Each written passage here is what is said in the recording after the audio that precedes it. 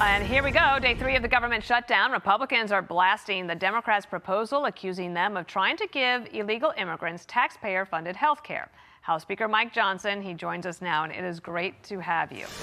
All right, the full screen here. $200 billion in health care benefits for illegals in the Democratic CR. They said no. What do you say? Well, welcome to day 3 of the Democrat shutdown. You've got Chuck Schumer and the Senate Democrats have now voted 3 times to reject the clean, simple, continuing resolution that we passed out of the House 2 weeks ago to keep the government operating for the people. Real pain for real Americans. And they're claiming breathlessly, Dana, that they're not trying to restore free taxpayer-funded benefits and health care to illegal aliens, and it's simply not true. I would direct everybody right now, go to speaker.gov, okay? That's my official website. We put right there on the first page the evidence. I have the receipts, okay, as Bill said earlier. Chuck Schumer filed a counter proposal, a counter continuing resolution when they voted ours down. And what is in that? If you go there on the page, you'll see, go to page 57, it's buried in their document. But it says in that section 2141, right there, Chuck Schumer filed it. It says they want to repeal the health provisions of the One Big Beautiful Bill, the Working Families Tax Cut that we Republicans passed earlier this year and that President Trump signed into law on July 4th. Now, why is that so important? Because, Dana, that's where you'll find they want to add back in almost $200 billion of taxpayer funds to give free stuff to illegal aliens. 100% in writing, not a Republican talking point. It's Chuck Schumer's own document. Wow. Okay, so you've got that. And you've got a few moderate Democrats in the Senate who may crack. We'll see when this vote goes down, and they may stay strong. Jeanne Shaheen is one of them, and she came on Fox yesterday and was talking about, well, there are a lot of people in districts where President Trump won who could be in peril if these health care subsidies lapse. Here's what you said. Here's her argument right now. Health insurance companies right now this month are setting those rates. So we need to get together. We need to address this. This is an issue that affects both Democrats and Republicans.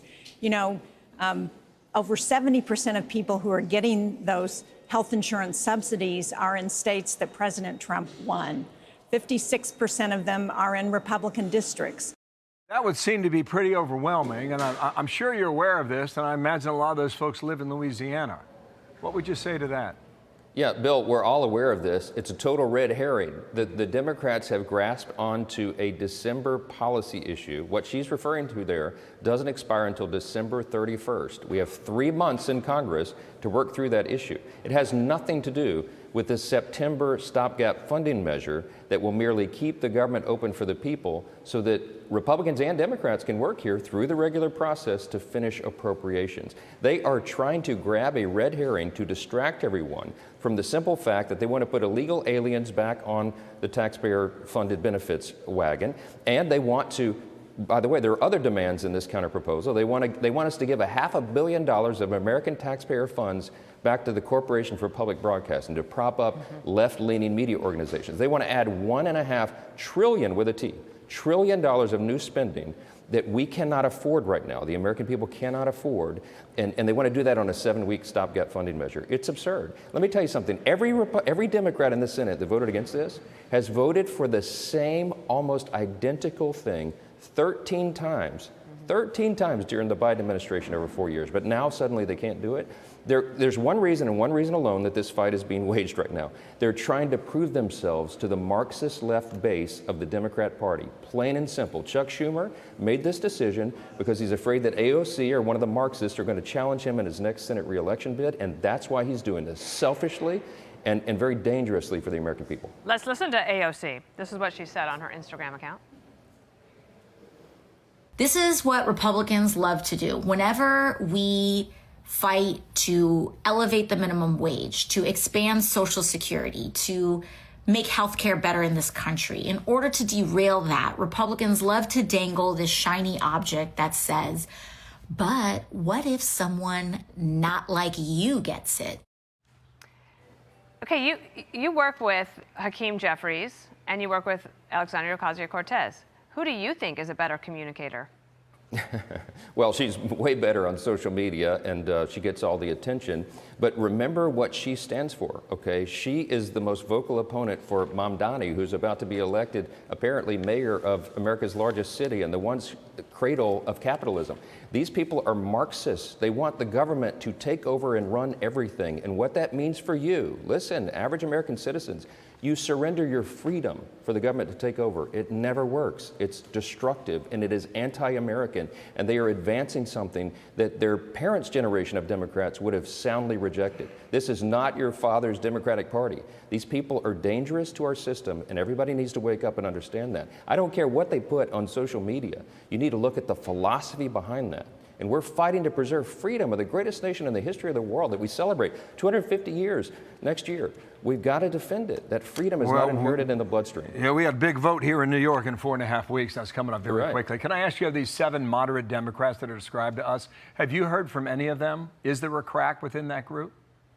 Well, we hope so. I talked to Leader Thune late last night. They're working on that. They're hopeful that some of them will come to their senses. They don't want to be blamed for the destruction that is being wrought. There are real people being hurt right now. We have women, infants, and children nutrition programs that are now not funded. You have veterans health services that are not funded. FEMA, many of their services are stalled right now in the middle of a hurricane season. You got troops and TSA agents and Border Patrol agents serving us right now, defending the country without pay. Well, you make an interesting argument with that. Does this vote, does it actually pass today and shock the world? Well, I certainly hope so. I'm praying that this ends quickly, because this is No, I get it, wrong but is to that do a to the yes American or a people. no for today's vote? Well, I don't know. I'm not in the Senate, but I'm trying to read the tea leaves as everybody else. I think there are cracks, and I think more Democrats will come along, and I hope they do it sooner than later. Zooming out, just one last question from me. Kim Strassel this morning in the Wall Street Journal, she talks about Republicans, health care, the policy, and the messaging. Do you agree with her that the Republicans are weak, vulnerable on health care policy at this moment, when a lot of Americans are saying they are worried about the high prices, but there's just very little discussion about why the prices are so high? Exactly. We're all concerned about that, but if they look at the facts, Republicans are the ones that are solving the problem. In the big, beautiful bill, when we put the reforms in for Medicaid, what we've done is brought down the premiums, and we have eliminated the fraud, waste, and abuse. The CBO is the analyst that just put that out, August 25th. Go look it up. And they said the CBO is not a Republican group. They're the neutral arbiters here. And they say the Republicans are right, because what we did was save $185 billion of waste and abuse in the program with our reforms.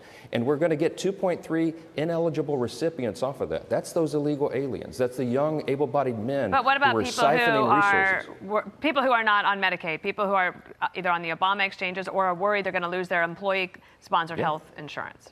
Yes, we have a lot of reforms that we need to push through, but the answer is not to grow government and further subsidize insurance companies, which is exactly what those subsidies do. It doesn't help bring premiums down. We got to do it for the people, not for the insurance companies. That's a pretty important distinction. Sir, thank you for your time. Appreciate you coming on.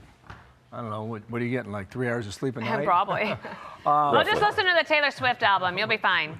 Stay up all night. Right, sure. Thank you, sir, Thanks. for your time. Speaker Johnson, appreciate you coming on. Thank you. Hey, Sean Hannity here. Hey, click here to subscribe to Fox News YouTube page and catch our hottest interviews and most compelling analysis. You will not get it anywhere else.